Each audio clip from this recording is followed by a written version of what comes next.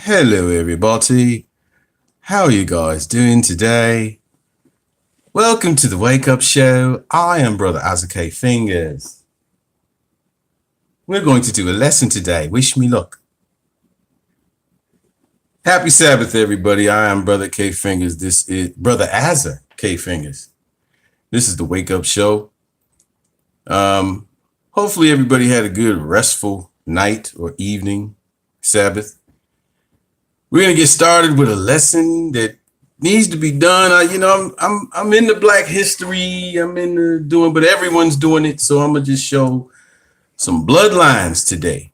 All right, because there's some confusion when it comes to bloodlines, and show that all nations of all bloodlines can obtain salvation through Jesus Christ.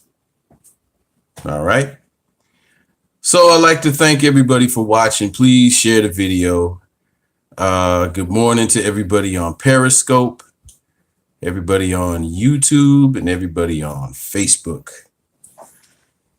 Let me see, what time is it? Okay, let us get started. Before I start the lesson, I'd like to open up, and I like to first, before I get started with all of this, like to thank and give all glory and praise to the Father in the mighty name of Jesus. Can't forget that. I know I like playing around sometimes, but I'm not going to forget that the Father is the one that's using me as a vessel, like he uses a whole bunch of people as a vessel to get his word out. So before we get started, let's all go to Isaiah 28. For anyone that is new to this word, you will run into some people who call themselves Christian apologists or urban apologists that like to say that you can't read the Bible. You can only read the Bible straight through in its context. Let's see what the Lord said. Oh, and on the other hand, you're also going to have Hebrews that's going to say you're not going to understand the Lord's message just in the English. Now, I was raised in English, as the majority of you have also been raised with English. So let's read in the English what God said to his people that understand English. Isaiah 28, verse 9. Whom shall he teach knowledge? Who is he? He is the Lord. And whom shall he make to understand doctrine? Them that are weaned from the milk and draw from the breast. That is the nation of Israel. In in Exodus 19, he said that the nation of Israel will be a nation, a kingdom of priests. Well, let's understand something. In Babel, he broke up all of He broke the one language that everybody spoke into several languages. So if Israel is going to be a kingdom of priests, they got to be able to speak all these other languages to be priests to other people, right? Them that are weaned from the milk and drawn from the breast. For precept must be upon precept, precept upon precept, line upon line, line upon line. Here a little, there a little. You can read this Bible straight through, but you can also see the Lord's messages by precept upon precept, line upon line, here a little and there a little. The more you study, the Lord, the Holy Spirit will show you what messages are in this Bible. All right. But how did he say he was going to also do this? Verse 11, for with stammering lips and another tongue will he speak to this people. So he's speaking to this people. He's speaking to his children, the king, the priests that he said was going to be a kingdom of priests, but he's speaking to them in other tongues and other languages. It was meant for us to go around the world before even the slavery. It was meant for us to go around the world and teach the rest of the nations. But how is he going to teach us in other tongues and other languages? Let's go to Isaiah 8. Not just Hebrew. There's nothing wrong with Hebrew. I don't have a problem against Hebrew, but I do have a problem when Hebrews like to tell everybody else, you're not going to understand anything because you're not looking at it from the Hebrew text. It's in English. The Lord is not vain. He's not going to put people in the fire because they never learned Hebrew. He knows how to get his word out to whoever he needs to get it to. Isaiah 8 and 20. This is how the kingdom of priests need to be teaching. To the law and to the testimony, if they speak not according to this word, it is because there is no light in them. So the kingdom of priests, they must do what? They must teach from Genesis to Revelation. If you just using the Old Testament, the law, and not the new, the testimony, there's no light in you. If you just using the testimony and no law, there's no light in you either. You must use Genesis to Revelation, the whole story, the law and the testimony. Who actually listened and got into the kingdom? Well, will get into the kingdom. Let's go to Revelation 14 and verse 12. Here are the patience of the saints. What did these saints do? Here are they that keep the commandments of God and the faith of Jesus. So they not only kept the commandments of God, which is the law, but they also kept the faith of Jesus, which is the testimony. And in the testimony, he continues to tell everybody you have to keep the law as well. This is what Jesus went out and taught. A lot of people think Jesus came and taught his own rules. He taught exactly what the Father said to do.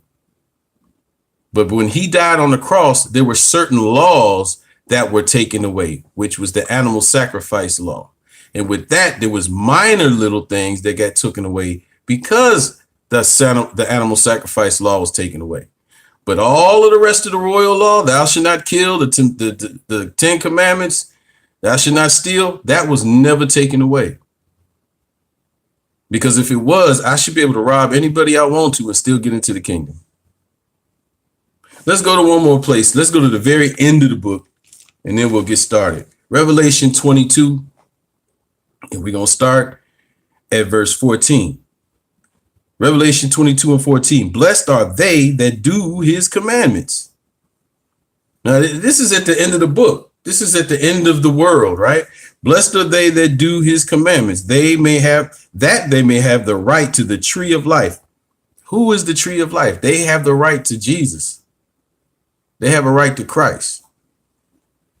And may enter through the gates into the city. That's New Jerusalem. All right. But who won't make it into there? For without are dogs and sorcerers and whoremongers and murderers and idolaters and whosoever loveth and maketh a lie. These are the people that actually did not keep the commandments of God. So with that being said, let's get into this lesson. Let's go to Genesis 6. Let's go to the beginning. This whole thing about bloodlines. There's only 3 bloodlines on this whole entire earth. There's many nations, but there's 3 bloodlines. And you are either one of these 3 bloodlines, according to what God said. Not according to what man is telling us, but according to what God said. Let's go to Genesis 6, and we're going to start reading at verse 5. And God saw that the wickedness of man was great on the earth, and that every imagination of the thoughts of his heart was only evil continually. So from the very beginning, when we sin, that's when sin came into the picture, and death and all of that. And the Lord had a problem because we all know that Cain killed Abel. Violent death. That was a problem, right? This continued on. It didn't stop with Cain and Abel, and it didn't stop when they had another son called Seth. And Seth's lineage, you got to go to Genesis 5 to read about Seth.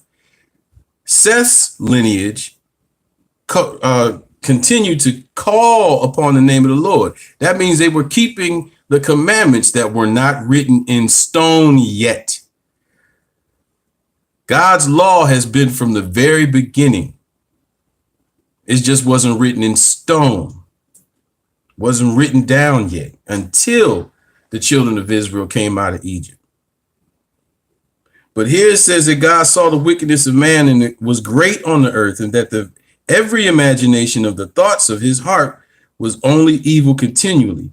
It repented the Lord that he had made man on the earth, and it grieved him at his heart. So the Lord, remember in Genesis 2 or 1 and 2, he made the whole earth, and he said everything was good.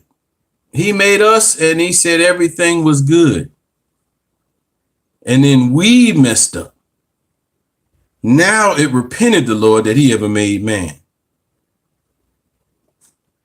Verse 7, and the Lord said, I will destroy man whom I have created from the face of the earth, both man and beast, and the creeping things and the fowls of the air, for it repenteth me that I have made them. The Lord it repented him. He repented himself.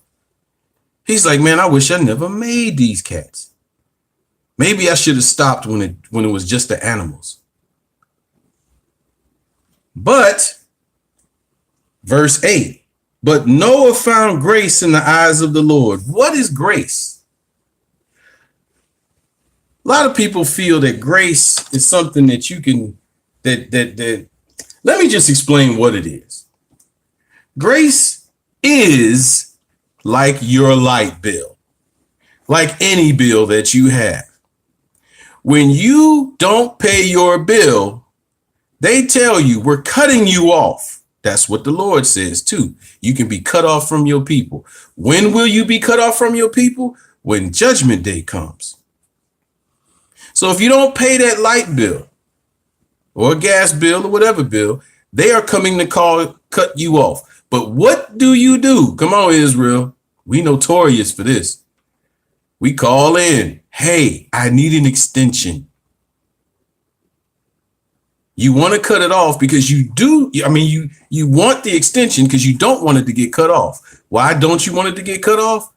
Because you know you're going to have to pay the whole thing plus the fees to get back in, right? So what do the companies do? They give you a grace period. They give you an extension. That means they're giving you time to pay your debt. And this is exactly what the Lord does. Grace is giving you time. It's a free gift. He could have killed you right there on the spot when you sin, because the wages of sin is death. So he's giving you time to get it right. That's the Lord's grace and mercy. And I always tell everybody, grace and mercy started in the garden.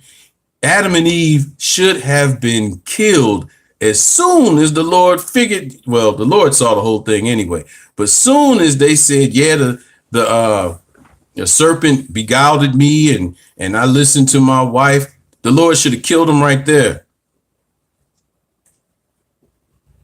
But something did die. He killed animals to make them coats out of their skin. So that's what grace is. It's giving you time to get this right because the Lord wants a family. But right here, he said, but Noah found grace in the eyes of the Lord. He didn't say the rest of the world did. Noah's the one that found grace. Noah comes from the line of Shem, the ones that kept the Lord's commandments and called upon the name of the Lord. Let's go to verse 9. These are the generations of Noah. Noah was a just and perfect. Noah was a just man and perfect in his generations. And Noah walked with God. So that's why the Lord gave him grace. But everybody else, we know they perished, right? Verse 10. And Noah begot 3 sons, Shem, Ham, and Japheth. Now, here's the thing about these 3 sons. This is where there's only 3 bloodlines on this whole entire earth, because we know that Noah, his 3 sons, Noah's wife, and the sons' wives, that was 8 people. They were the only ones that survived the flood. Everybody else was killed off. The Lord was going to start over again. That's major grace. Everybody else, their grace time, it was up. It was over with. But he gave it to Noah. And that's why we're all still here today. And y'all watching me right now talk about this. Let's go to Genesis 9. Remote, wherever it is. All right, so let's go to Genesis 9. Thank you, sir.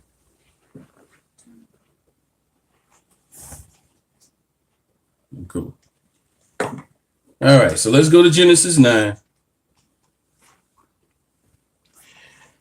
And as you can see from this thing, man, grace did not save Noah. Obedience did. The Lord gave Noah a time, remember, 100 years to make that ark. And obedience is what saved him. And that's the same thing that the Lord is doing with every single one of us, even unto this day. He's giving you a grace time to become obedient. Genesis 9, verse 18. Genesis 9, verse 18. So when it comes to the sons of Noah, let's start looking at these bloodlines, all right? Genesis 9, verse 18. And the sons of Noah that went forth from the ark were Shem, Ham, Japheth, and Ham is the father of Canaan. These are the 3 sons of Noah, and of them was the whole earth overspread. So we're looking now and seeing that the whole earth was overspread by these 3 sons. So on this entire planet, you're either from Ham, which you would be considered a Hamite, and many nations came from Hamites. You're either considered a Gentile, and we'll read that next. Gentiles come from Japheth, or you're either a Semite, and a bunch of nations came from Shem. Now, let me say this too. Anytime someone says you're anti-Semitic, that means you're against any nation that came from Shem, not just one nation. They should have came up with something better than that, but the Lord didn't let them. So me knowing that I'm from Israel, the nation of Israel, if you're against me and my people, you're also anti-Semitic. If you're against the Arabs, which come from Ishmael, which we will get into later, you're also anti-Semitic. Verse 18, we did 18, 19. Let's keep reading. Verse 20. And Noah began to be a husbandman, and he planted a vineyard, and he drank the wine and was drunken, and he was uncovered within his tent. Let's get an understanding about wine, people. It says that Noah became drunk from drinking wine. Don't let anybody tell you all the wine that we drink these days, that it's not the same from back then. That was just grape juice back then. Then why did Noah get drunk off of grape juice? Now, when I was younger, I used to love grape juice. Never got drunk off of it. I'd get Welch's grape, the white grape. I'd drink it every day, and I ain't never got drunk off of it. That's because these people knew how to make real wine. Maybe that's why the earth was full of violence before the flood. Maybe there was so much fornication going on because everybody was getting tipsy and drunk. Kind of sound like what we going through now, huh? Days of Noah. But let's keep reading. Verse 22. And Ham, the father of Canaan, saw the nakedness of his father and told his two brethren without. And Shem and Japheth took a garment and laid it upon both of their shoulders and went backwards and covered the nakedness of their father. And their faces were backward, and they saw not their father's nakedness. Now here's another law that was known before it was written in stone. Because if you go to Leviticus 18 or 19, one of the two, the Lord told the children of Israel, you're not supposed to see the nakedness of your father. But right here, we seeing this already, and it's not even written in stone. The Lord then gave us so many clues about how, yeah, okay, I had this stuff written down in stone, but it was always here. Verse 24, and Noah awoke from his wine and knew what his younger son had done unto him. And he said, cursed be Canaan, and servants of servants shall he be unto his brethren. Let me make sure I don't go too far. Okay, let's keep on reading. Verse 26. And he said, blessed be the Lord God of Shem, and Canaan shall be his servants. That's why sometimes y'all might hear me say, give honor and praise to the Lord God of Shem, Abraham, Isaac, and Jacob. Because right here, before Abraham, Isaac, and Jacob, Noah said, blessed be the Lord God of Shem, and Canaan shall be his servant. God shall enlarge Japheth. Let's look at this real close. God shall enlarge Japheth. These are the Gentiles. He's going to enlarge them. And he shall dwell in the tents of Shem, and Canaan shall be his servant.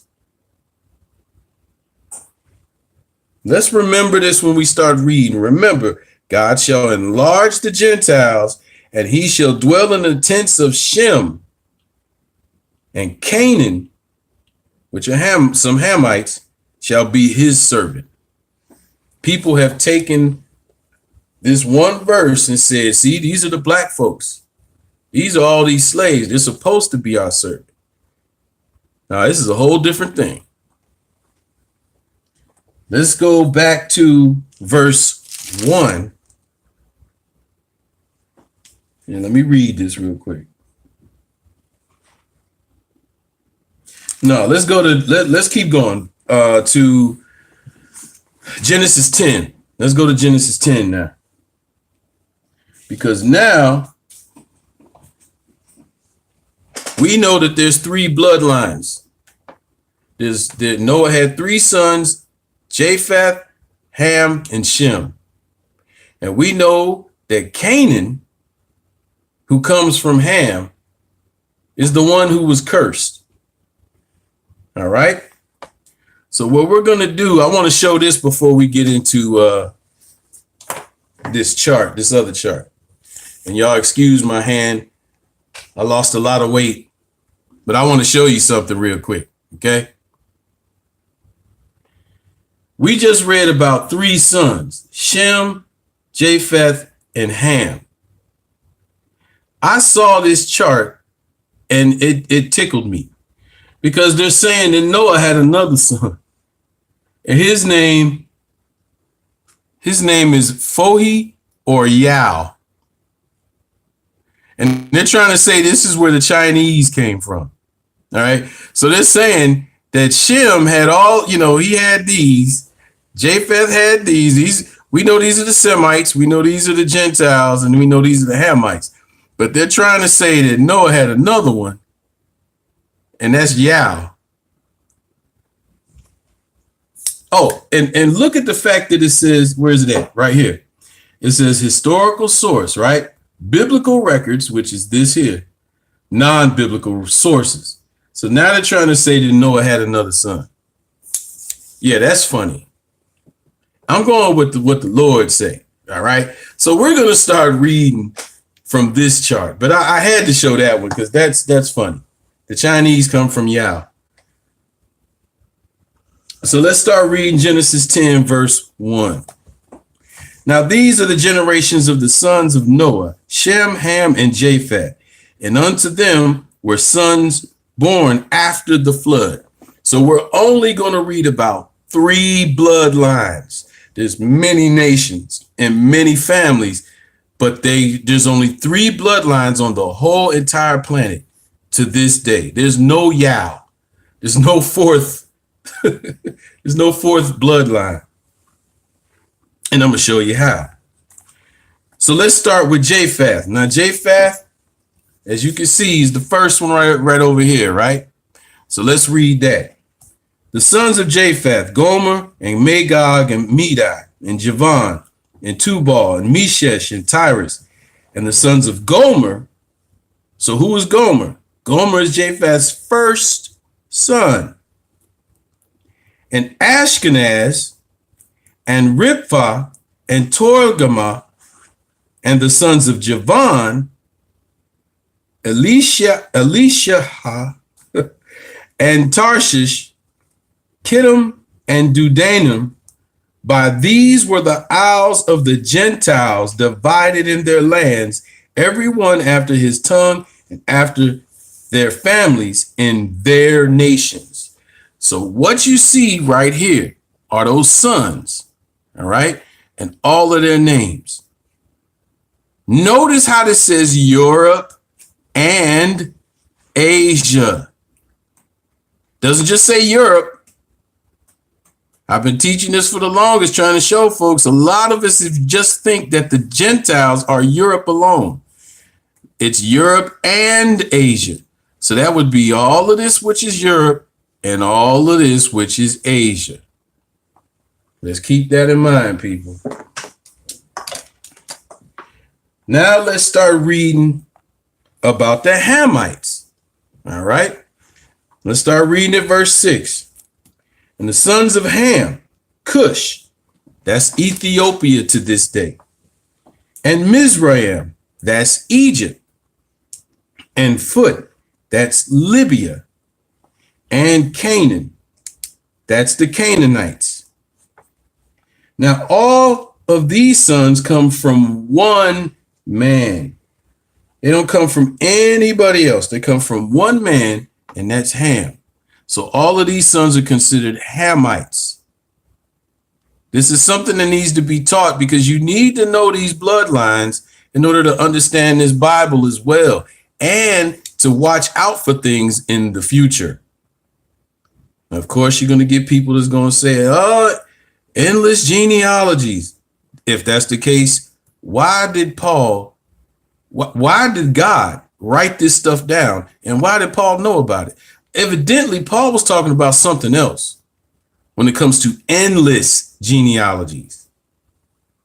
But you must learn this. You need to know this, because there's something in the future the Lord is making us watch in order for us to do something in the future. And if you don't know this stuff, you might get literally left behind. Let's keep reading. And the sons of Cush, Seba and Havlah and Sabta and Ramah and Sabtecha, and the sons of Ramah, Sheba and Dedan. And Cush begot Nimrod. He began to be a mighty one in the earth. So here we find out about Nimrod.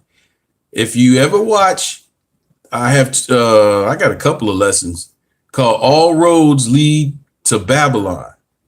It shows how almost everything was implicated, and we still doing today when it comes to serving other gods. Almost everything was started by Nimrod and his wife Semiramis.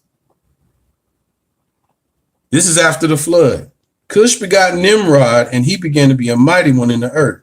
He was a mighty hunter before the Lord. Wherefore it is said, even as Nimrod, the mighty hunter before the Lord. And the beginning of his kingdom was Babel. The beginning of whose kingdom?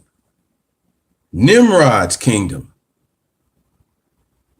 So there were no kingdoms before that. I know that some of y'all watched that movie Noah, and there was some dude in there that had a kingdom. But the Lord is telling us after the flood, this is when the first kingdom, this is ancient Babylon. This isn't Nebuchadnezzar's Babylon. This is Nimrod's Babylon. And like I said, mostly the majority of almost all of man's holidays go back and reflect Nimrod and his wife / mother, Semiramis. In the beginning of his kingdom was Babel and Erech and Akkad and Calneh in the land of Shinar.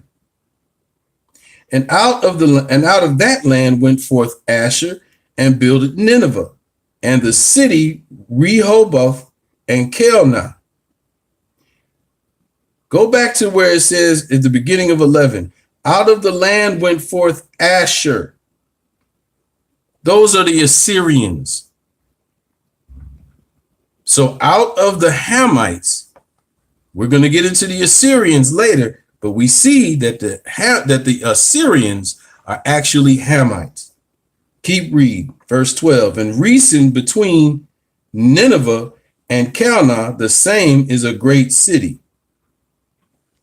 Oh, I wanted to stop there. I'm sorry. Let's skip down to verse 26 now. Skip down to verse 26. Because we just got finished dealing with Ham. Now we're going to deal with Shem. Let me make sure. Okay, nope, I'm on the wrong one. Verse 21. Right. I'm looking at the wrong thing. Now unto Shem also, the father of all the children of Eber, the brother of Japheth, the elder, even to him were children born. Now these are the sons of Shem. We're going to deal with these now. We dealt with the Gentiles, dealt with the Hamites. Now let's deal with the Semites. Verse 22. The children of Shem, Elam and Asher, not the same Asher from the other Asher when it came to the line, the line of Ham. That's a different Asher. And Arphaxad and Lud and Aram. Skip down to verse 32, because I'm not going through all those sons. That brother got down and his family. And that reflects us to this day. Verse 32. Let's go to 31. These are the sons of Shem after their families, after their tongues, and in their lands after their nations. So we got the Gentiles, we got the Hamites, and we got the Semites. You're only from one of these three, even unto this day, because you are what your father is. Verse 32, these are the families of the sons of Noah after their generations in their nations, and by these were the nations divided in the earth after the flood.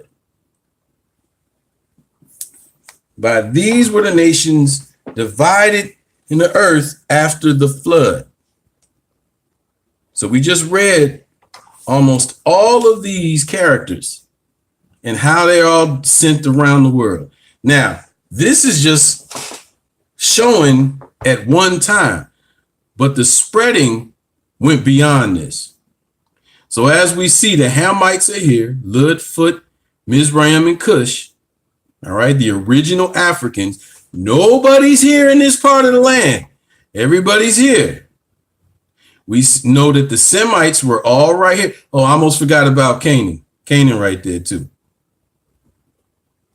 Now, that really should be Phut, to be honest with you, this Lud thing. Sorry about that. Canaan, Phut, Mizraim, and Cush.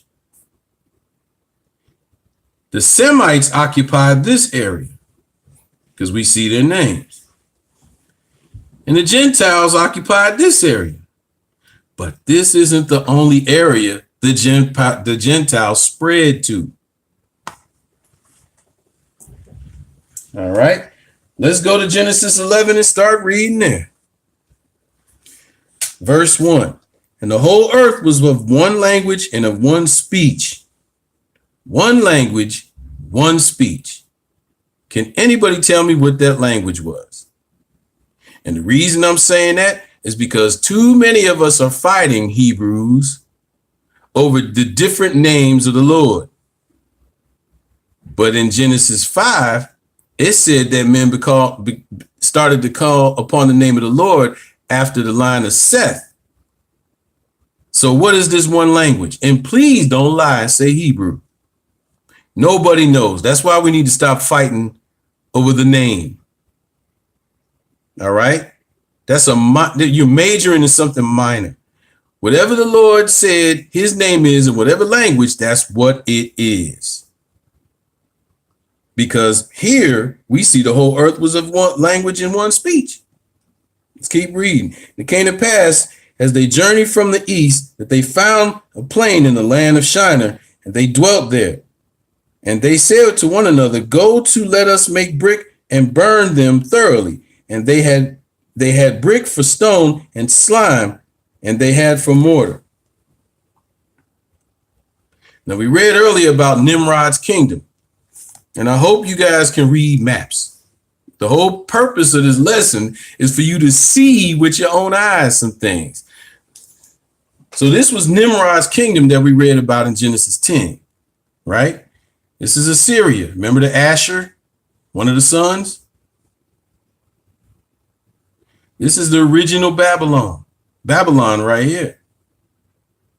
This was Nimrod's kingdom. Let's keep reading. Genesis 11 and 4. And they said, let us go and build us a city and a tower whose top may reach unto heaven. And let us make a name, lest we be scattered abroad upon the face of the whole earth. So the original Babylonians, they didn't want to be spread around the earth like the Lord wanted them to. They wanted to stick together. So they knew something was up. Let us make us a name, lest we be scattered abroad upon the face of the earth. Verse 5. And the Lord came down to see the city and the tower, which the children of men built. And the Lord said, behold, the people is one, and they all have one language. And this they begin to do. And now nothing will be restrained from them, which they have imagined to do. Go to, let us go down and there confound their language, that they may not understand one another's speech. And this is where all the languages got split up from one language. And guess what? That one name that they knew in that one language, they knew it in all these languages too. I think I need to repeat that. That one name that they knew of the Lord, that they called upon the name of the Lord, in the one language before the flood, before Babel, when the Lord split everybody else's name up, they still knew his name in their language. Hallelujah. Verse 8. So the Lord scattered them abroad from thence upon the face of all the earth, and they left off to build the city. So it says the Lord scattered them abroad. He's the one that scattered them all over the place. Verse 9, therefore the name of it called Babel, because the Lord did there confound the language of all the earth. And from thence did the Lord scatter them abroad upon the face of all the earth. Let's read verse 9 one more time. Therefore, it is the name of it is called Babel, because the Lord did there confound the language of all the earth, and from thence did the Lord scatter them abroad upon the face of all the earth. Please, let's understand this as we keep going through this lesson. He scattered them upon the whole earth. Period. And this is where it started. Babylon's right there, what we would call modern day Iraq. And when he scattered when he gave everybody different languages, they didn't want to be around each other no more.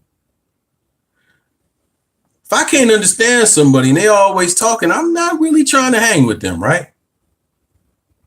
I can imagine it. They came out one morning speaking, and everybody speaking in different tongues and languages, babbling. Nobody can understand what each other's saying, but then all of a sudden, some brother down there, hey, I can understand him. And that's how everybody came together. They found out who they can understand, and they spread upon the whole face of the earth because they were trying to stay together.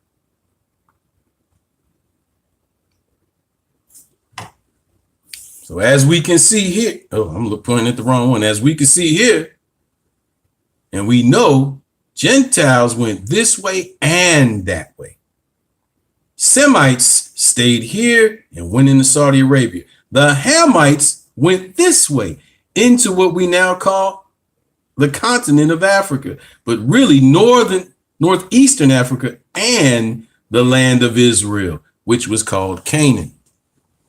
That's where everybody went to first. Here's another map showing you where they went to. Take a real good look at it. This is where everybody went to. Let's start reading Genesis 11. I don't want to read all that. Let me see. Yeah, let's read. Verse 10. These are the generations of Shem. Shem was 100 years old and begot Axpharad 2 years after the flood. And Shem lived after he begot Axpharad 500 years and begot sons and daughters. Let's skip over to verse 26, because what we're going to start showing now is the line of Shem. Here's Shem. Here's Ham. Now, Ham also was over here in the peninsula as well. And you probably can't see it on this map either, but they were also in this little area. Some of them didn't leave. But here you got from right around here, which would be what today, Turkey or something, all the way down Canaan into the land of Africa, which was all together. Those are the Hamites. But look where the Gentiles went to. They didn't just go to Europe, but that's what everybody keeps saying all the time. They went east, young man. They went east as well. Yeah, let me keep going before we read the next one. So the overspreading of the earth, and y'all bear with me because I have not done this lesson in like 2-3 years. So I'm trying to like catch up myself. Here we see is where Babel is. We know that the Hamites went this way, but we also know that they didn't come all the way down here. I'm going to show this a little bit later. We know that they stayed in this northeast area, but we do know that the Semites were right around here. And the Gentiles went not just to Europe, but they went to Asia as well. Me and a couple of my homies call them Eurasians. Caucasians, Asians. And they didn't stop there. Look where they kept going. Look where they kept going, people. And I hope y'all don't think I'm throwing up gang signs either. All right. Look where they kept going, people. Come on. Here's the Hamites again. Here's the Semites. Here's the European Gentiles, and here's the Asian Gentiles. And they came right on over here. I didn't draw these maps. They came right on over here. Because the Lord said, I'm spreading you over the whole face of the earth, right? Oh, so let's get to the crossing of the Bering. The Bering Sea crossing. Now, if you don't know where the Bering Sea crossing is, let me go back here. We're about to focus on this area right here in the next picture. Because when they came this way, yeah, we got the Chinese, we got the Japanese, and none of them came from Yao. They are Gentiles. They crossed right on over here into Alaska. There we go. They crossed right over the ice. Some of them probably took ships too, but they crossed from Siberia right on over to Alaska. And I really need somebody from Alaska to let me know, is the word Eskimo a derogatory word? Please, somebody hit me in my inbox, because I'm saying it until someone corrects me. But the Asians, the Japanese and the Chinese look like the Eskimos because they crossed right over the ice.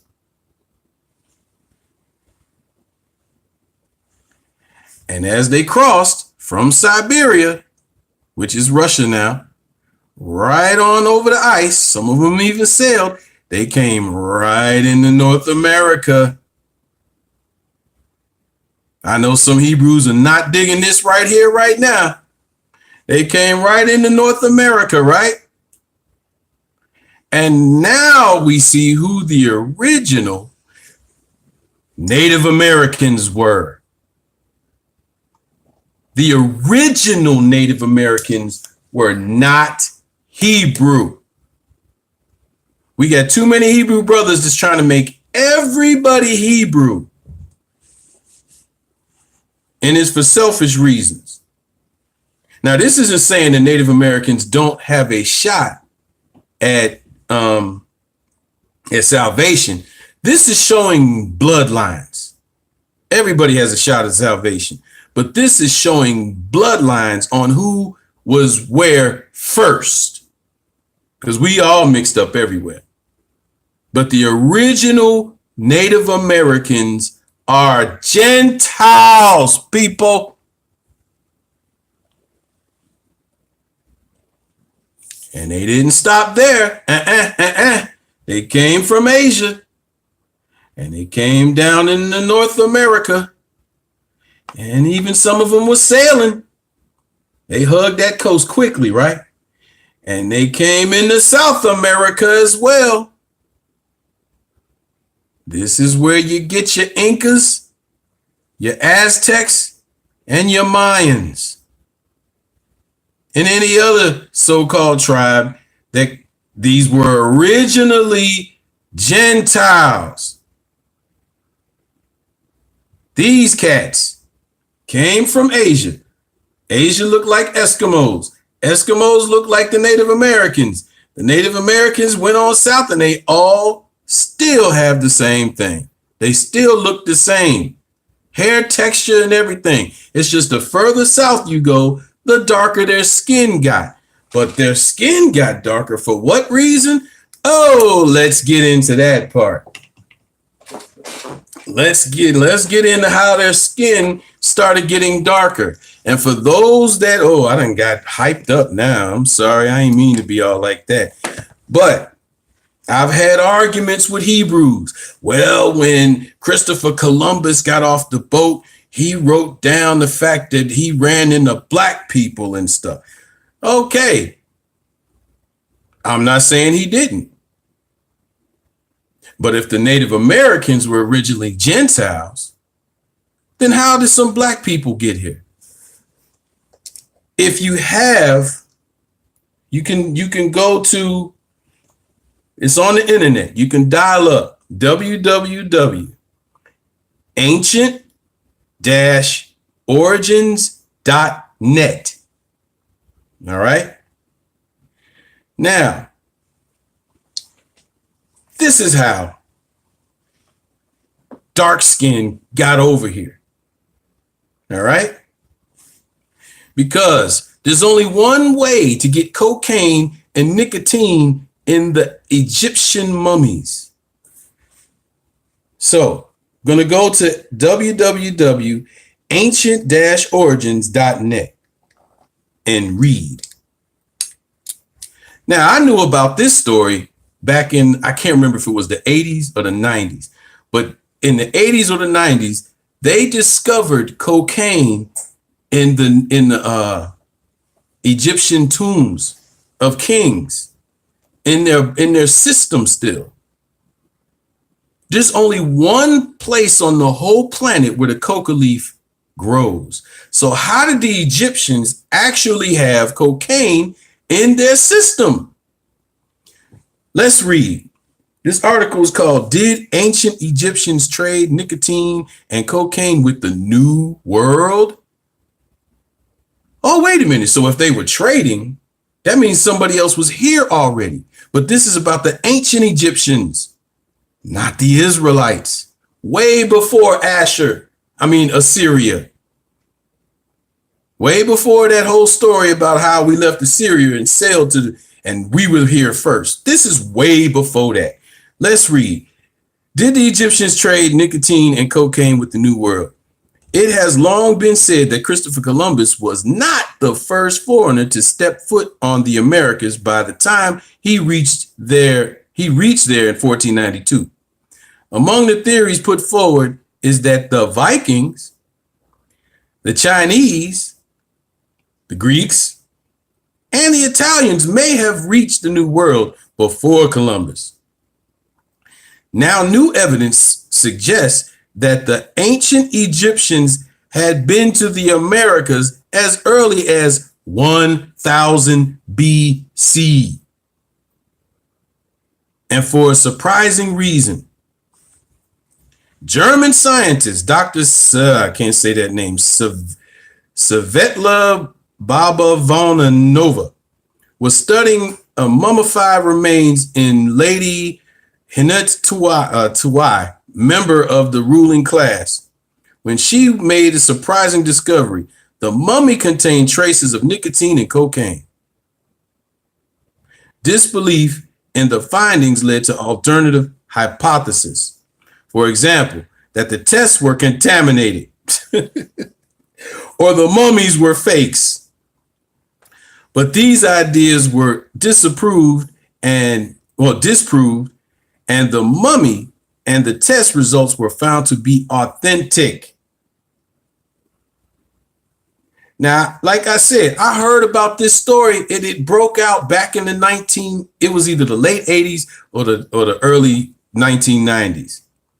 It came out and disappeared quickly. They made sure, hey, we're trying to get rid of this. But evidently, from my research looking, a lot of people, they remembered it and they kept on it. And now you can find this stuff on the internet, people.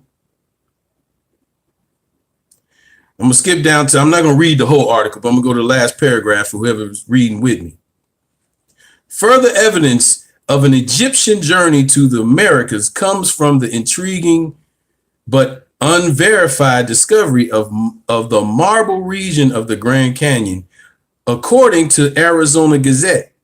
On April 5th, 1909, two Smithsonian-funded explorers found a variety of Egyptian-like artifacts, including tablets with hieroglyphics. And remember, this is in the Grand Canyon.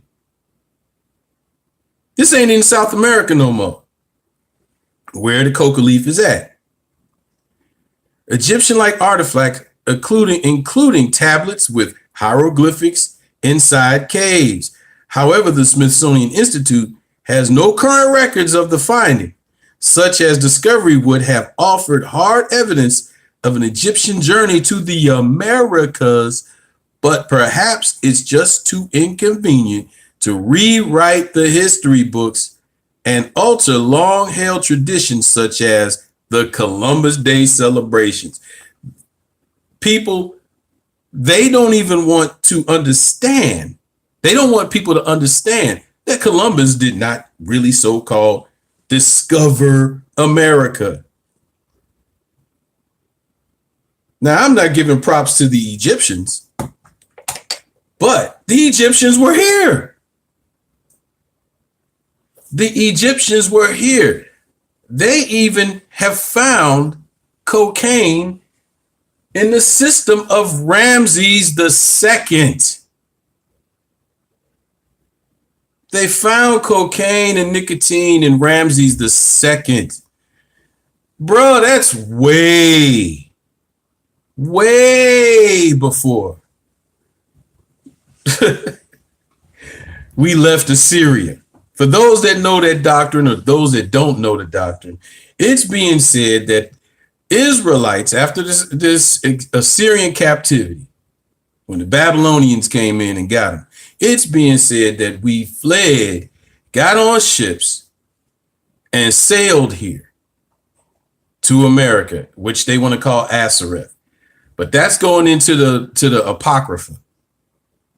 And I might just bring that up next in the next lesson.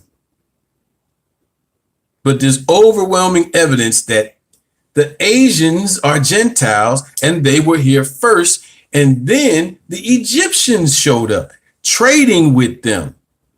Now you want to know why Columbus or the Europeans ran into some black Native Americans? Because them cats was Hamites.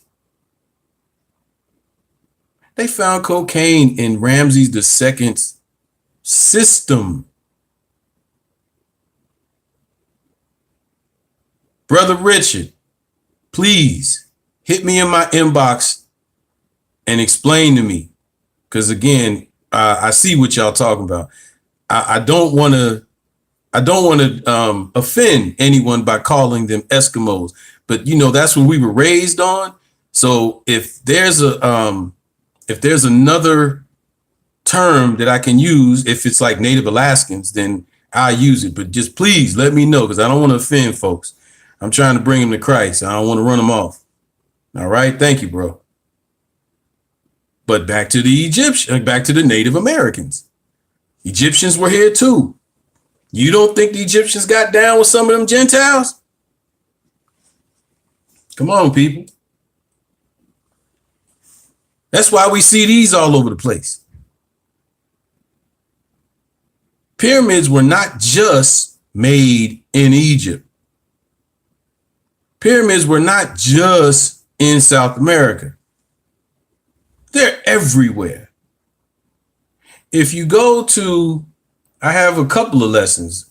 Again, back to All Roads Lead to Babylon, those lessons. I show how the whole Tower of Babel, that's what all of these pyramids are.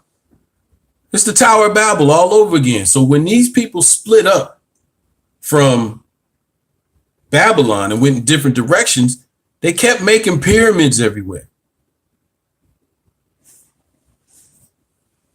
This wasn't something the Egyptians just went around the world doing. Everybody was doing it. This is how they all recognized each other.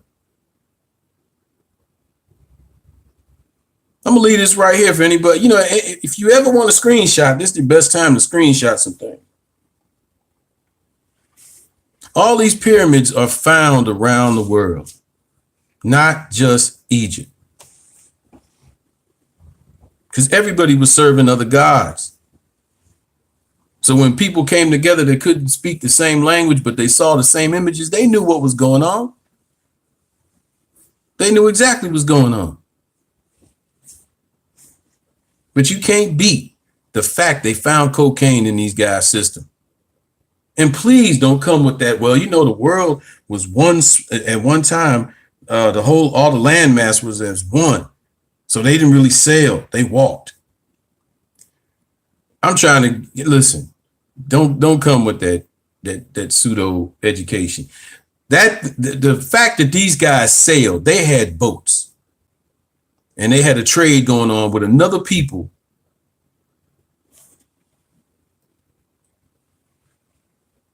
Here's more evidence. These are pyramids in different places in the world.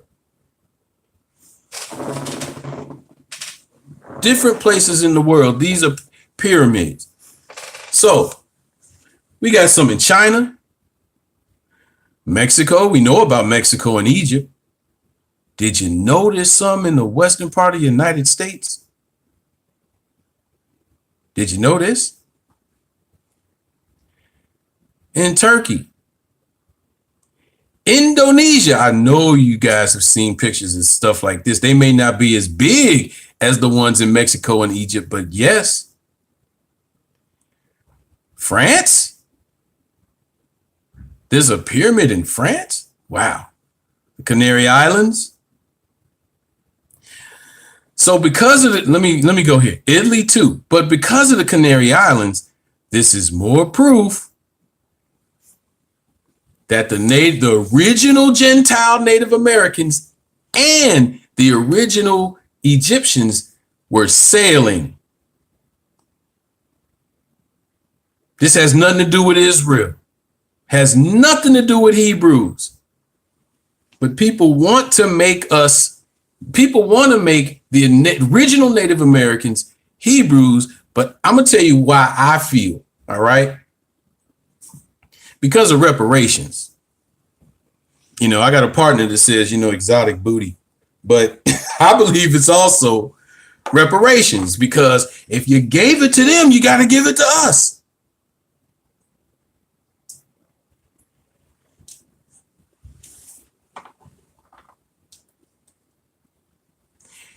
Here's a false chart that we need to look at.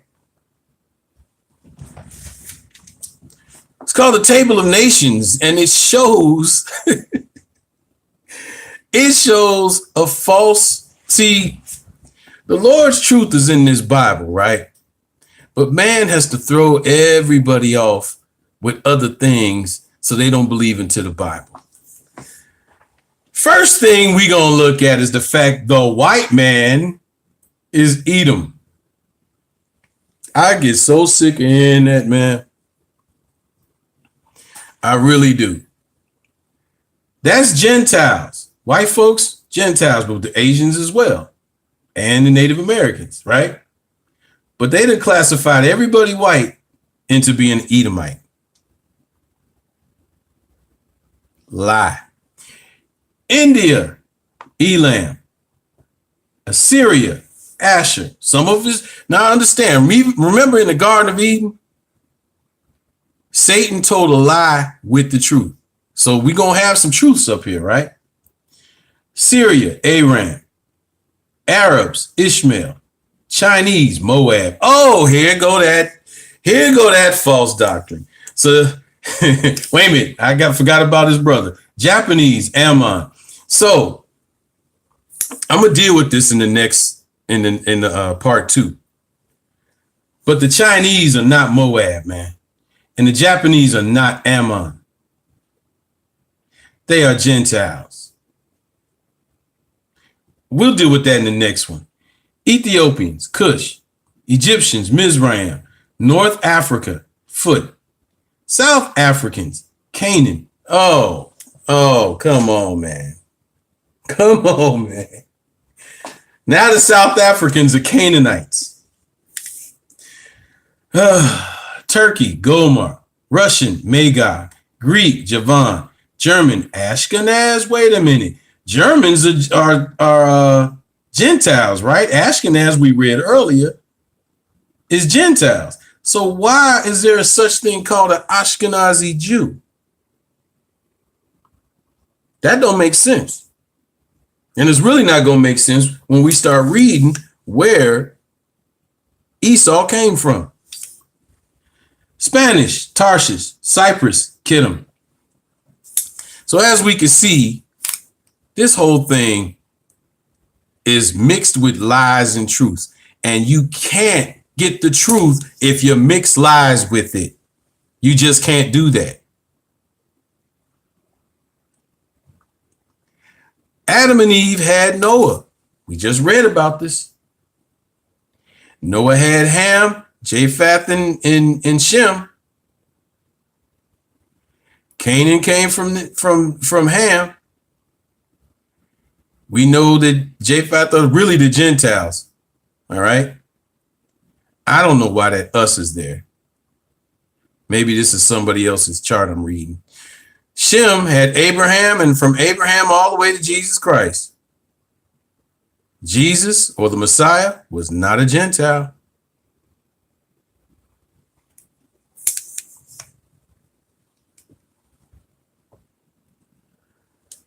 Now we're going to deal with the genealogy of Shem. All right. So where was I at? Genesis 11 and 26. Genesis 11 and 26. No, we already read that. All right, let's go to Genesis 16. So we already read the lineage of Shem because that's who we're going to deal with. So we all know now that Hamites were the original so-called Africans. We know that the Gentiles, which have all come from Japheth or Japheth, spread to Europe and Asia. And we know that the Semites really kind of stayed around the region and went to what we now call Saudi Arabia Peninsula. All right. Genesis 16, verse 11. Let me see if there's anything else. Matter of fact, I want to point this out. I don't care if it goes into a part 3. So we got Shem and we got his sons, but we read earlier how it goes all the way down here, right, to Abraham. When we get to Abraham, we see Ishmael and we see Isaac. And then when we get here to Isaac having his 2 sons, we got Jacob and Esau. Esau, that's why y'all hear the word Edomites. Jacob, that's why you hear the word Israelites. Okay? But we're going to, and this is what we're going to be dealing with, especially these 2. He did have another son called Ishmael, and if you can see it correctly, it says Ishmaelites. All right? So he had more kids too, but we're just dealing with at least these 3. I'm trying to deal with key players. All right? And if you see over here, the Moabites and the Ammonites are all Semites as well. The Chinese are not Semites. All right, Genesis 16, verse 11. And the angel of the Lord said unto her. Now, this is when Hagar was kicked out. This is when Hagar was actually kicked out. And I believe she had Ishmael. Yeah, she had Ishmael because Ishmael was circumcised. So, yeah. And this is when she was kicked out. And this is when the Lord is speaking to her. And the angel of the Lord said unto her, behold, thou art with child, and shall, no, this ain't when she's kicked out. Okay. Behold, thou art with child, and shall bear a son, and shalt call his name Ishmael, because the Lord hath heard thy affliction. And he will be a wild man. His hand will be against every man, and every man's hand against him, and he shall dwell in the presence of all his brethren. Where does Ishmael dwell? In the presence of all his brethren. That's where the Semites were at, right? He will be a wild man, and his hand will be against every man. We see unto this day that our brothers, the Arabs, fighting everybody. And everybody fighting them. When the Lord say something is going down, it's going to go down. Let's skip down to verse 15. And Hagar bare Abram a son, and Abram called his son's name, which Hagar bare, Ishmael. So let me go back here. So Abraham had Ishmael, and those are the Ishmaelites, or what we call today modern day Arabs. Okay, understand, people, this lesson is about the genealogy. It's about the bloodlines and the many nations from the bloodlines. This is some education some people need to understand. All right, and it is all about salvation.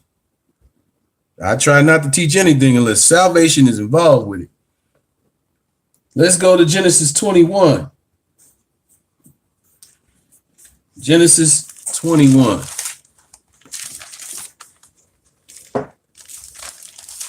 So back to this. So we know about Abraham's journey, right?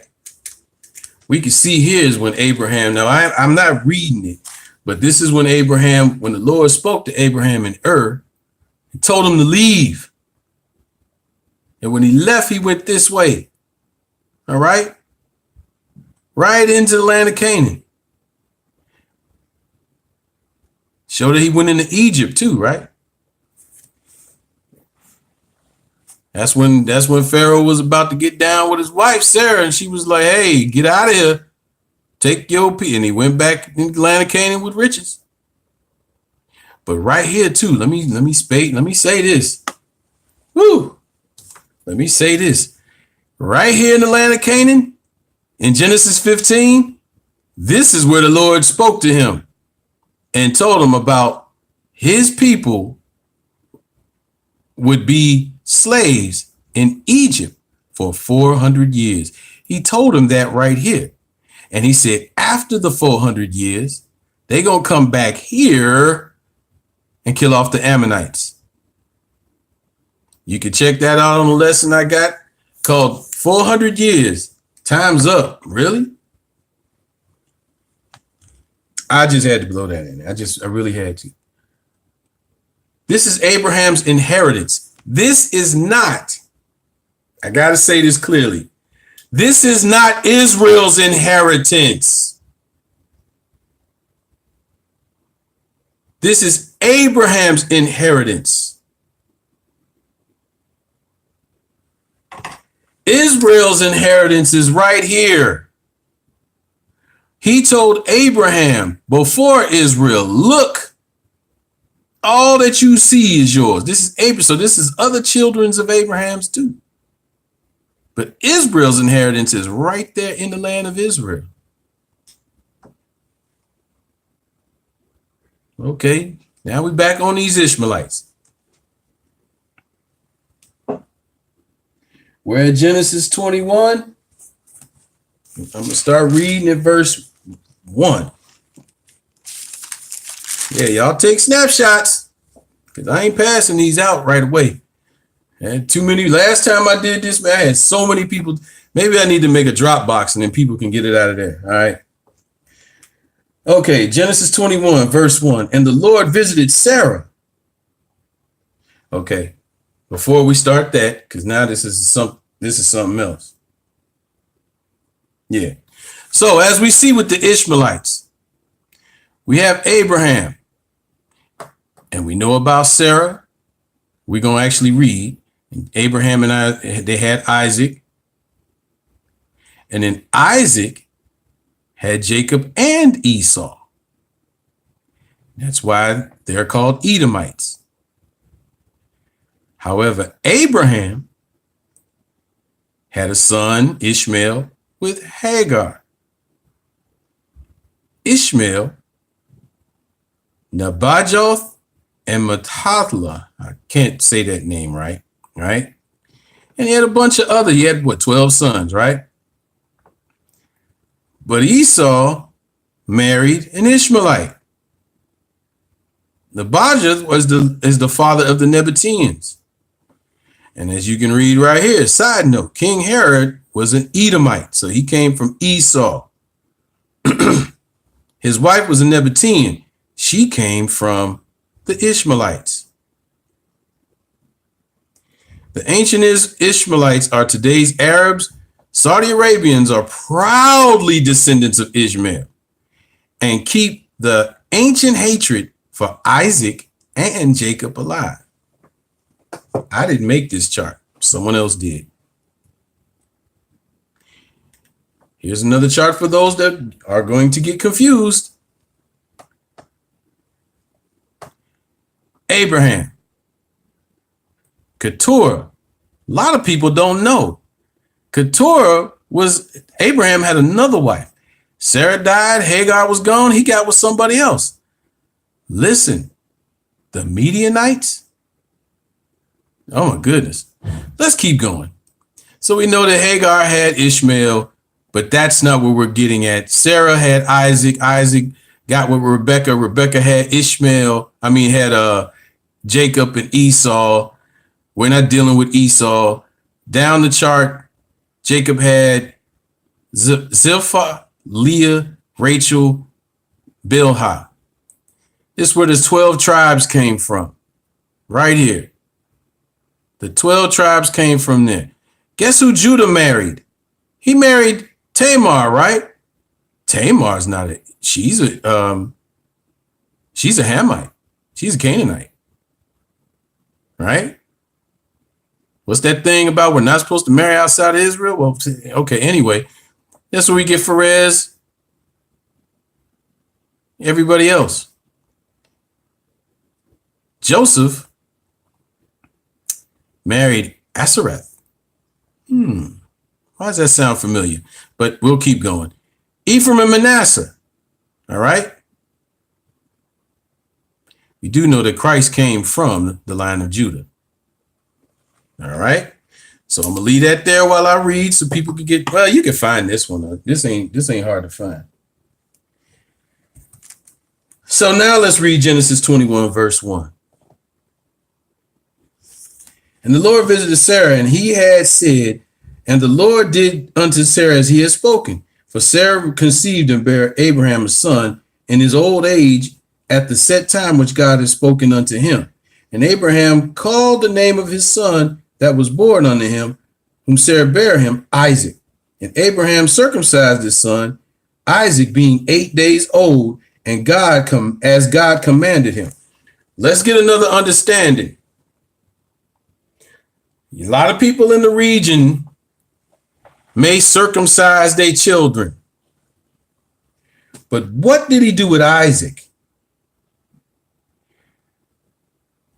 When Abraham was commanded to circumcise himself and his whole household, if I'm correct, Ishmael was like 13, 12, 13, 14 years old, right? But when it came to Isaac, this is what happened again. Read verse 4. And Abraham circumcised his son, Isaac being 8 days old, as God had commanded him. So the covenant started here. Wasn't with Ishmael. Ishmael, it says 8 days old. So yeah, there's other nations who keep circumcision, but we, as far as the people of Israel, are supposed to do it on the 8th day. So that put everyone different from everyone else. That put us different from everybody else. All right. Now we can't do it in these days. Right now, because we're in different, nations, and some people, they don't even want to get circumcised. And then if you do, they rather you do it the same day the baby born, waiting 8 days. It makes it difficult. But that was the law. That's what the Lord told Abraham. Verse 5. And Abram was 100 years old when his son Isaac was born unto him. Let's skip down to verse 17. And God heard the voice of the lad, and the angel of God called unto Hagar out of heaven and said unto her. Now, this is when she was kicked out. This is when Hagar and the lad, being Ishmael, was being kicked out. What aileth thee, Hagar? Fear not, for God hath heard the voice of the lad where he is. Arise and lift up the lad and hold him in thy hand, for I will make him a great nation. This is about Ishmael. He said, I'm going to make him a great nation. So to this day, Ishmael has all the oil, has a lot of money based off stuff from the earth in their region.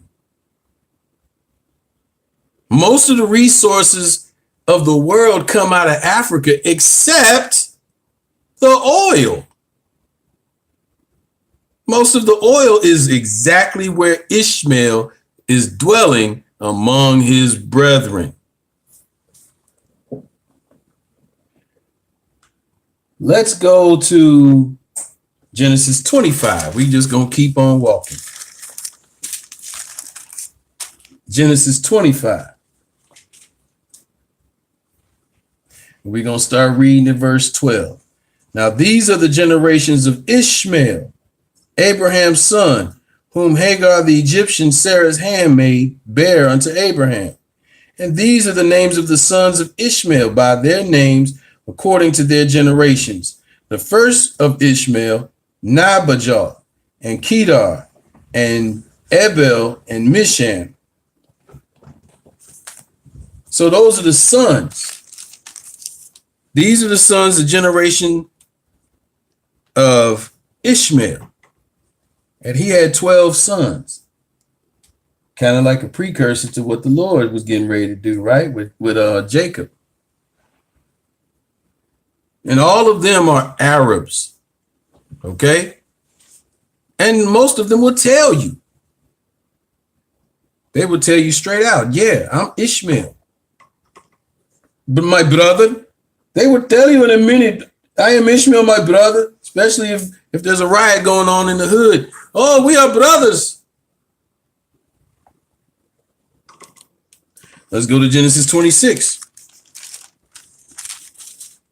Genesis 26, we're going to start reading at verse 19. These are the generations of Isaac, Abraham's son. Abraham begot Isaac, and Isaac was 40 years old when he took Rebekah to wife, a daughter of Bethuel, the Syrian of Padanaram, the sister of Laban, the Syrian. And Isaac entreated the Lord for his wife, because she was barren. And the Lord entreated him, and Rebekah his wife conceived. And the children struggled together within her. And she said, if it be so, why am I thus? And she went to inquire of the Lord. Now let's pay attention what the Lord tells Rebekah. And the Lord said unto her, 2 nations are in thy womb. 2 manner of people shall be separated from thy bowels. So they were not identical twins. They were fraternal twins. And the one people shall be stronger than other people, and the elder shall serve the younger. That's prophecy in the future. It happened in the past, but it's going to happen again in the future. And when her days to be delivered were fulfilled, behold, there were twins in her womb, and the first came out red all over like a hairy garment, and they called his name Esau. This is coming from the line of Shem, not from the line of the Gentiles from Ashkenaz. This is what separates Ashkenazi Jews from Esau. See, let's understand something. When the Lord said in Revelation 2:9 and 3:9 that there were going to be people that's going to call themselves Jews but do lie, this wasn't just talking about one nation. Did the Lord say Esau's the only one that's going to do that? He did tell us in Matthew that to measure not the courtway because that's going to be trodden down by the Gentiles. So Esau's not the only one calling themselves Jews and lying. Let's keep reading. After that came his brother out, and his hand took hold of Esau's heel, and his name was called Jacob. And Isaac was 80 years old when she bare them, and the boys grew. Esau was a cunning hunter and man of the field, and Jacob was a plain man, dwelling in the tents. And Isaac loved Esau, that was his firstborn, because he did eat of his venison, and Rebekah loved Jacob. So Esau was a good cook, but see, Rebekah loved Jacob. So Jacob was a mama's boy, huh? Yeah, Jacob was a mama's boy. No, he couldn't do no wrong. Jacob was a mama's boy. Huh? No answer? Anyway, let's get back to this. And verse 29, and Jacob sought pottage, and Esau came from the field, and he was faint.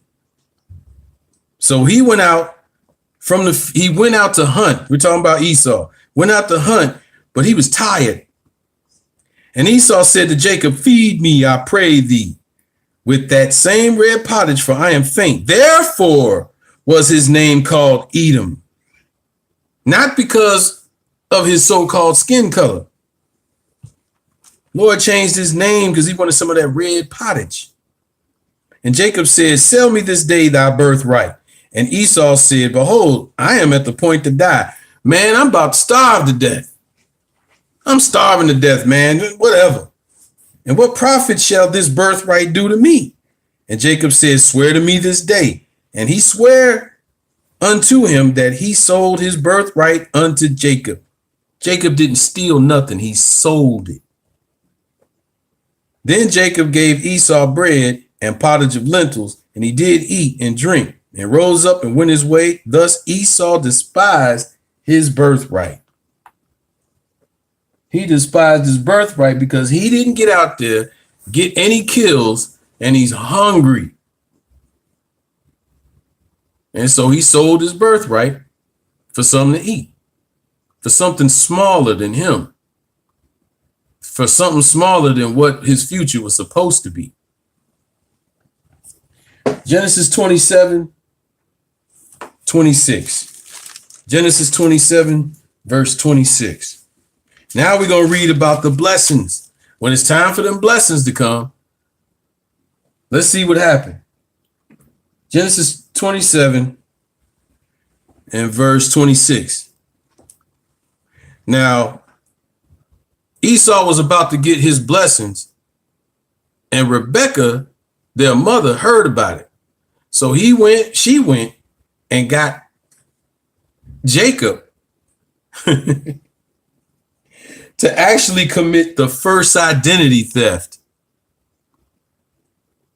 Yeah. Identity theft didn't start with Esau. Let's read Genesis 27:26. And his father Isaac said unto him, come near me now and kiss me, my son. And he came near and he kissed him.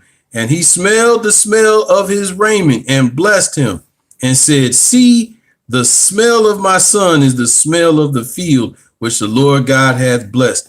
Because at this time, Jacob was blind. And mama knew what to do. I'm going to make you smell like your brother, and I'm going to make you feel like your brother. Let's keep reading. Therefore, God gave thee the dew of the heaven and the fatness of the earth and plenty of corn and wine. Let the people serve thee, and the nations bow down unto thee. Be Lord over thy brethren, and let thy mother's sons bow down to thee.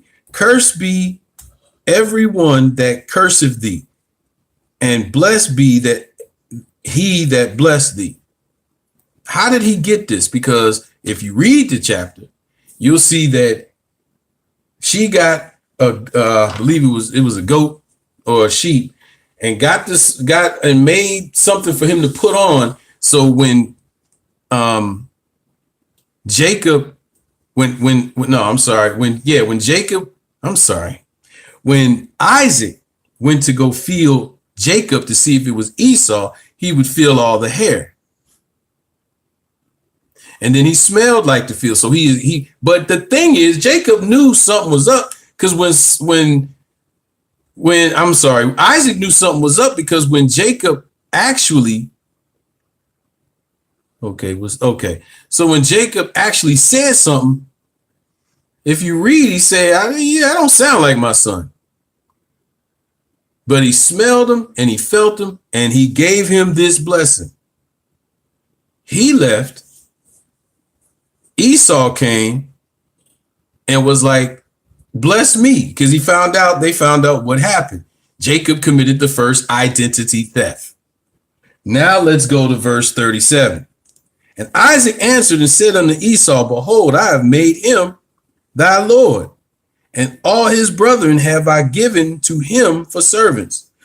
And with corn and with wine I have sustained him. And what shall I do now unto thee, my son? Because when you got the blessing, you couldn't take it back. He couldn't take it back. But he can give him something almost similar to it. But all of this was still prophesying from the Lord. And Esau said unto his father, hast thou but one blessing, my father? Bless me, even me also, O my father. And Esau lifted up his voice and wept. He crying about this. I don't see why. You promised this to your brother in the first place for some food. And Isaac his father answered and said unto him, behold, thy dwelling shall be the fatness of the earth and the dew of heaven from above. This is why Esau to this day makes a lot of money, controls different governments. Why? Your dwelling shall be the fatness of the earth and the dew of heaven from above. Here's the flip side. Verse 40. And by the sword shall thou live, and thou shalt serve thy brother, and it shall come to pass that thou shalt have the dominion, that thou shalt break his yoke off of thy neck. And Esau hated Jacob because of the blessing. Wherefore his father blessed him, and Esau said in his heart, the days of mourning of my father are at hand. Then I will slay my brother. So Esau had a problem now. He gave a promise he wasn't going to keep. Rebecca got Jacob to get that blessing. Again, first identity theft. Because didn't Jacob lie? Yeah, he was being deceitful. But after that, Esau, instead of remembering what he did, he's like, I'm going to kill this dude now. But we can read in other places where they finally made up with each other and they were cool. But the descendants did still have problems with each other, even unto this day. All right. Now,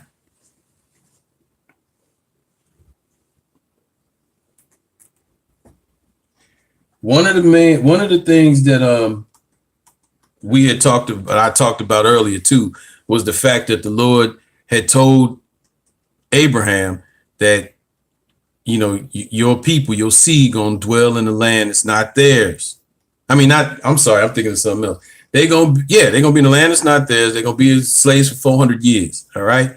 According to Stephen, from the time of the Exodus when we came into Egypt until the time we came out of Egypt, that was a total of 430 years. So that means the first 30 years, we was multiplying like rabbits. We were being blessed in the land of Goshen. Then Pharaoh turned, the Pharaoh that knew not Joseph turned against Israel, and we started having this slavery. All right.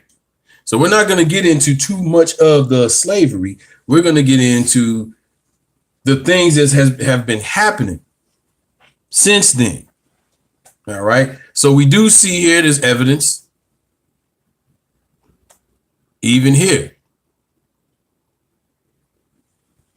In the movie, The Ten Commandments, they always tried to portray that the Hebrews had their own clothing. As we see here, there's an Egyptian who was in a Hamite beating on an Israelite who's a Semite, and they both look black.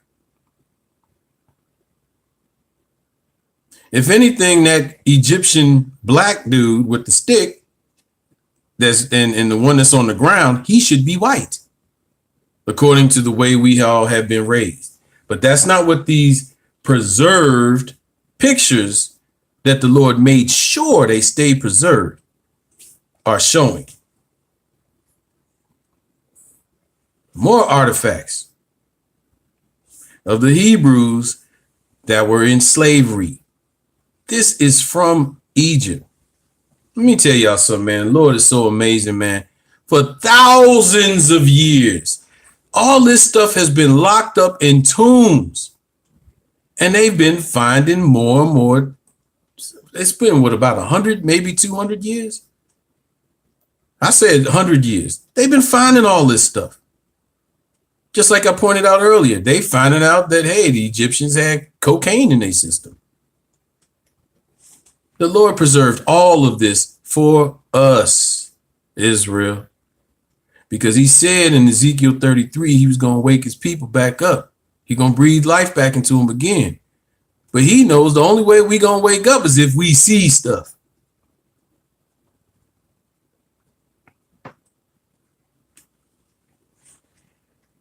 I forgot to read that. Well, no, we're not going to read that. So when we left Israel, this is how many men came up out of Egypt.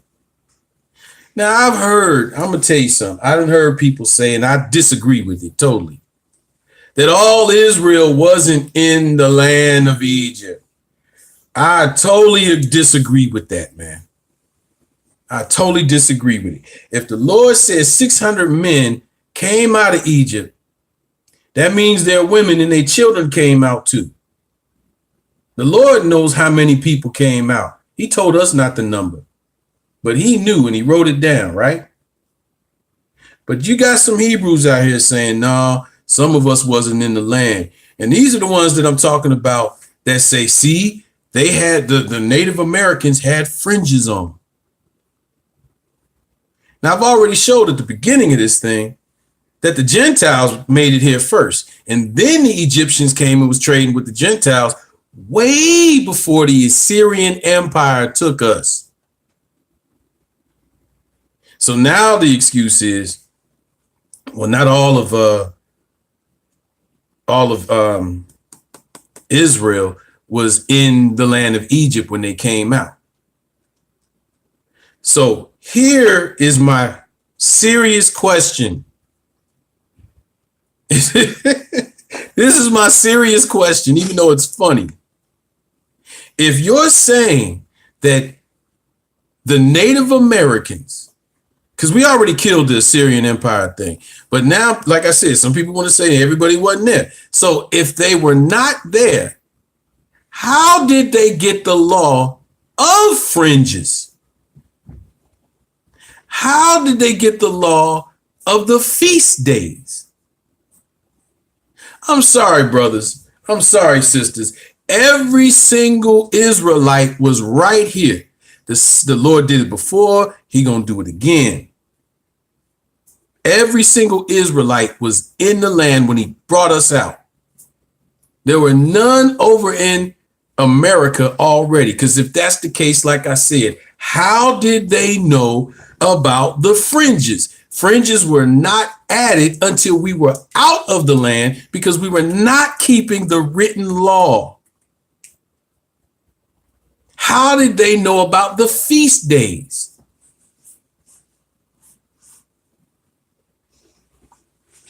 Simple question. Simple question, man. Forget the feast days. How did they know to wear fringes?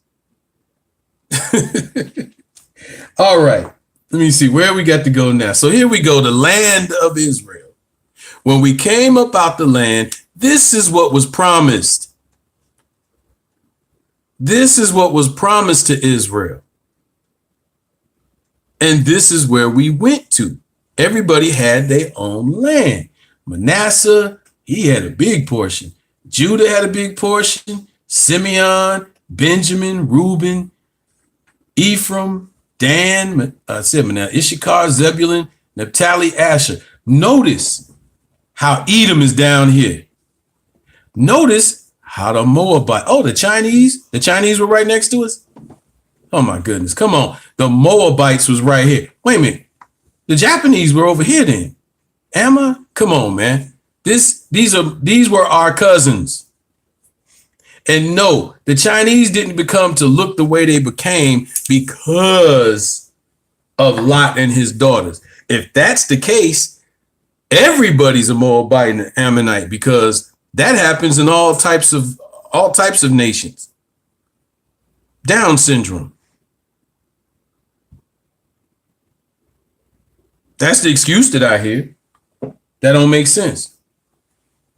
But back to us. So this was the promise that the Lord made, and this is what we got. Afterwards is this right here. Now, when King Solomon messed up, let me go back before.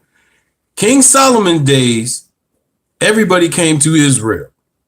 Everybody came to these lands, and they all traded. They all gave tribute, and there was no war. There was peace in the land. We were getting the blessings of Deuteronomy 28, 1 through 14. Then King Solomon messed around, started serving other gods, right? And afterwards, the kingdom split. When the kingdom split, you got the kingdom of Israel. That's the northern tribes. It's really 9 of them. And then there's the kingdom of Judah, the other 3. Yes, when the kingdom split, 10 tribes went to the north. Levi came back to the south and was a part of the kingdom of Judah. But notice this. There's Edom. There's Moab. There go the Chinese. There's Ammon, the Japanese. They over here. Nabateans. Didn't you say earlier that King Harold was an Edomite and married a Nabatean? I want y'all to note, I think that next picture is coming up.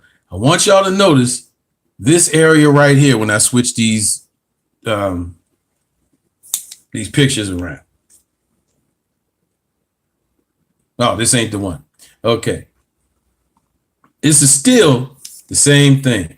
Kingdom of Judah, Kingdom of Israel, the Chinese and the Japanese, and the white man. All right. But I want you to notice in the next picture now, Kingdom of Israel and the Assyrians. See how it says Asher? So watch this. Oh, it ain't there. I must have took it out. But anyway, you can see. Oh, I'm sorry. I was right. Okay. So this is right. This is the Assyrian Empire, but I forgot this. This is Damascus. This is the kingdom of Aram. This is Damascus kingdom, right? Now watch what happens. Damascus is gone. The Assyrians moving in on Israel.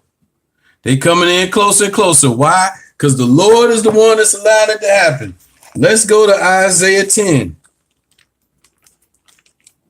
Because the Lord said, I'm going to divide the kingdom up, right? And he divided the kingdom up, but we were still wicked. We were still wicked. Verse 5, Isaiah 10 and verse 5. O Assyrian, the rod of mine anger. The Lord said the Assyrians, right here, they're the rod of his anger. He's upset right now. And the staff is in their hand is my indignation. I will send him against a hypocritical nation, and against the people of my wrath, I will give him charge to take the spoil and to take the prey and to tread them down like mire in the streets. The Lord said, this is what I'm going to do to you. And the Lord uses people. Let me go back. See the kingdom of Damascus? They ain't there no more because the Assyrians are moving in.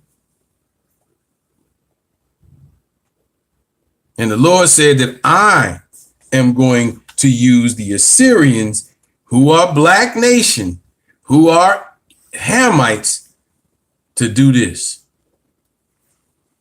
This is when Israel went into captivity. And this wasn't the first time. We've been in captivity a couple times for short periods before this. But now the Lord is really upset.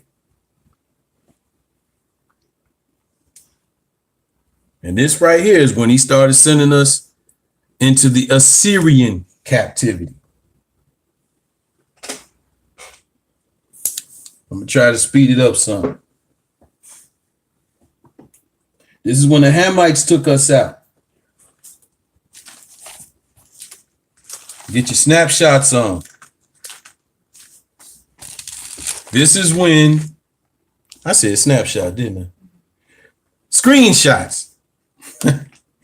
This is when the Lord was like, I'm taking the northern tribe out because of their iniquity. And that's how we got spread. Remember, the Lord told us in Deuteronomy 28, I'm going to spread you. I'm going to scatter you around the world.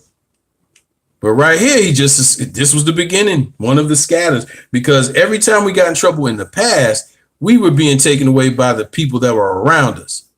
Now he's starting to scatter now. But afterward, after the Babylonians came in, what you see right here is an escape. All right. What you see right here is an escape. This is when the Babylonians started knocking on the Assyrians' door, and we had chances to escape from right here. Came down to the Horn of Africa and went south into a land that was not occupied. For my Apocrypha brothers, remember, only here is where the Hamites were. I'm up here too, because the Assyrians were Hamites. But when we escaped, we came through here and came down here. And who's down here now? The Limba tribe.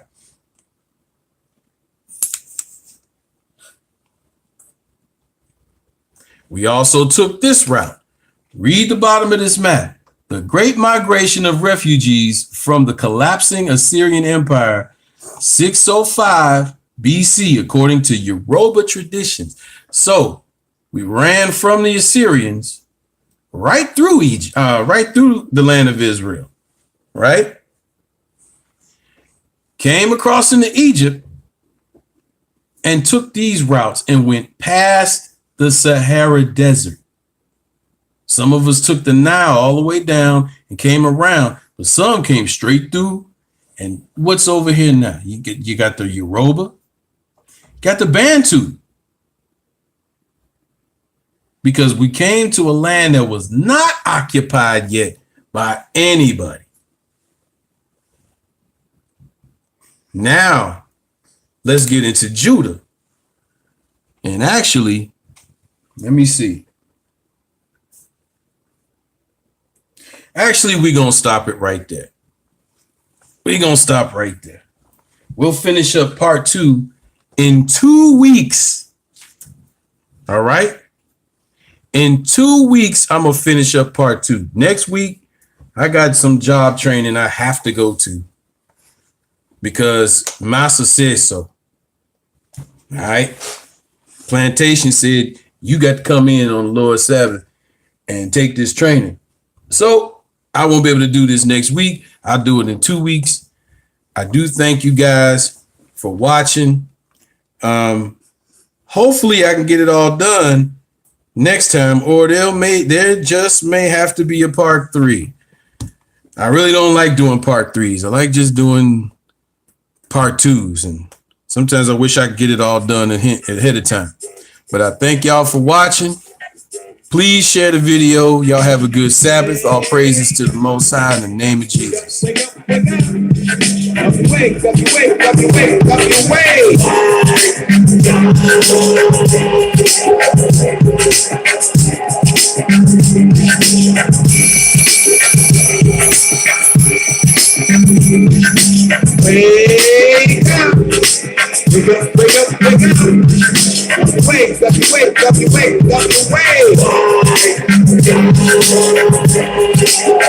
up,